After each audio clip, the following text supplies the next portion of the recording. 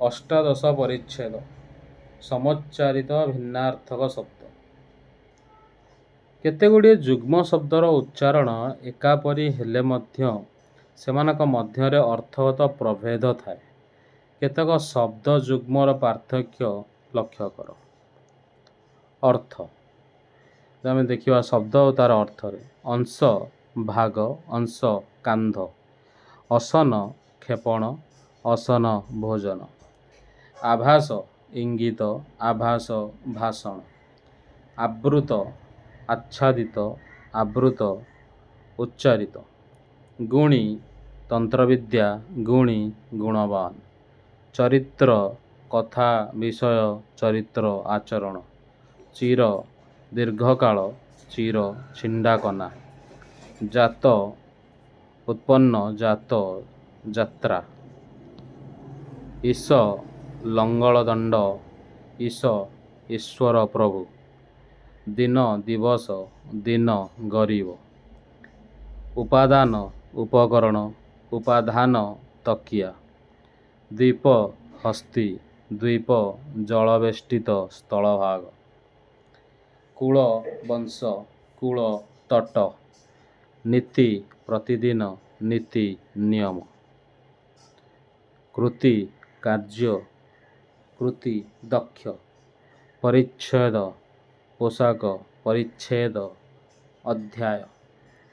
କୂଜନ ମନ୍ଦଲୋକ, କୂଜନ ପକ୍ଷୀର ରାବ।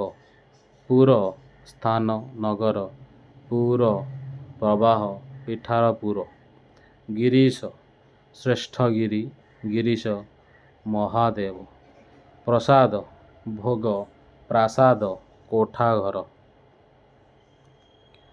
ପୁଷ୍ଟ ମୋଟା, ପୃଷ୍ଟ ପଚରା ଯାଇଥିବା। ଶର ବାଣ, ଶର ପୋଖରୀ। ବଳି ହତ୍ୟା, ବଳି ବଳୁଆ। ଶୁଚି ପବିତ୍ର, ଶୁଚି ତାଲିକା ଛୁଞ୍ଚି। ବଧ ହତ୍ୟା, ବଦ୍ଧ ବନ୍ଧା। ଶୂର ଦେବତା, ଶୂର ବୀର। ବିଷ ପଦ୍ମନାଡ଼, ବିଷ ଗରଳ। ସୂତ ସାରଥୀ, ସୂତ ପତ୍ର ପୁତ୍ର। ଲକ୍ଷ୍ୟ ଅଙ୍କବିଶେଷ, ଲକ୍ଷ୍ୟ ଉଦ୍ଦେଶ୍ୟ। ସ୍ୱାକ୍ଷର ଯେ ଲେଖି ଜାଣନ୍ତି, ସ୍ୱାକ୍ଷର ଦସ୍ତଖତ ଇତ୍ୟାଦି। ତ ପ୍ରଶ୍ନାବଳୀକୁ ଦେଖିବା।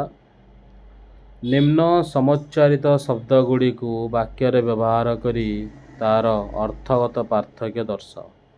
ଦିନ ଦିନ, କୃତି କୃତି। ଚରିତ ଚରିତ୍ର, ଗିରୀଶ ଗିରୀଶ। ସାକ୍ଷର ସ୍ୱାକ୍ଷର, ଲକ୍ଷ୍ୟ ଲକ୍ଷ୍ୟ। ଅର୍ଥଗତ ପାର୍ଥକ୍ୟ ଦର୍ଶାଅ। ସୂତ ସୂତ, ଶର ଶର, ବିଷ ବିଷ, ପ୍ରାସାଦ ପ୍ରସାଦ ପ୍ରାସାଦ।